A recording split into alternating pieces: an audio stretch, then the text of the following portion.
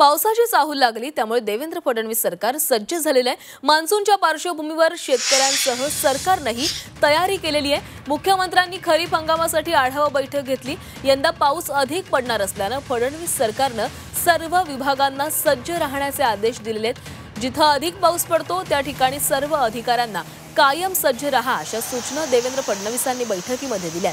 तर पावसाचा अंदाज लक्षात घेता सर्व विभागांना सतर्क राहण्याच्या सूचनाही देण्यात आलेल्या आहेत। तर मुख्यमंत्री देवेंद्र फडणवीस यांनी अधिकाऱ्यांना काय सूचना दिल्यात पाहूयात ग्राफिक्सवर। पावसाळ्यासाठी महाराष्ट्र सज्ज आहे असं फडणवीसांनी सांगितलेलं आहे। खरीप आढावा बैठकीपाठोपाठ मान्सून तयारीची आढावा बैठक देखील घेण्यात आली। भारतीय हवामान खातं म्हणतं यंदा पाऊस अधिक आहे त्यामुळे लष्कराच्या 38 तुकड्या तैनात केल्या जाणार आहेत। चेतक आणि नौदलाचं हेलिकॉप्टरही देखील सज्ज असेल। भारतीय हवाई दल सुद्धा सुसज्ज असणार आहे। कोस्ट गार्ड, एनडीआरएफ आणि एसडीआरएफलाही सज्ज राहण्यास सांगण्यात आलंय। रेल्वे, मुंबई पोर्ट ट्रस्ट आणि जेएनपीटीला सज्ज राहण्याच्या सूचना देण्यात आल्या। ऊर्जा विभाग, मुंबई महापालिका, मुंबई पोलिसांनाही सूचना आहे।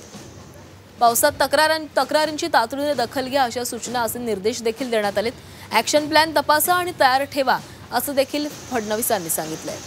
सांगली, कोल्हापूर प्रशासनाने विशेष तयारी ठेवावी असंही सांगण्यात आलेलं आहे, कारण सांगली आणि कोल्हापूरमध्ये पूरस्थिती निर्माण होते। सर्व जिल्ह्याचे नियंत्रण कक्ष सुरू ठेवा अशाही सूचना आहेत। जलसंपदा विभागाने आंतरराज्य समन्वय ठेवण्याच्या सूचना देण्यात आल्या। दरड कोसळण्याच्या जागी तातडीने सुरक्षा उपाययोजना करा। मुंबईत दरड कोसळण्याची शक्यता असलेले 249 ठिकाणं आहेत। दरड प्रवण भागाचं नव्यानं मॅपिंग करा। तर अशा अनेक सूचना देवेंद्र फडणवीस यांनी या बैठकीमध्ये दिल्या। तर वरिष्ठांनी सुट्ट्यांच्या दिवशीही सज्ज राहावं असं देखील सांगण्यात आलं। 204 लाख मेट्रिक टनाचं जे आपण लक्ष्य या ठिकाणी ठेवलेलं आहे, हे आत्तापर्यंतचं म्हणजे या वर्षीचं आपलं 1.87 झालेलं आहे। तर त्या तुलनेमध्ये त्याच्याही पेक्षा जास्त हे लक्ष्य आपण यावर्षी ठेवलेलं आहे। आणि चांगला मान्सून झाला तर नेहमी आपला कृषी विकासाचा दर चांगला असतो, आपली उत्पादकता चांगली असते। त्यामुळे अधिक उत्पादकता कशी मिळेल हा प्रयत्न आपला चाललेला आहे।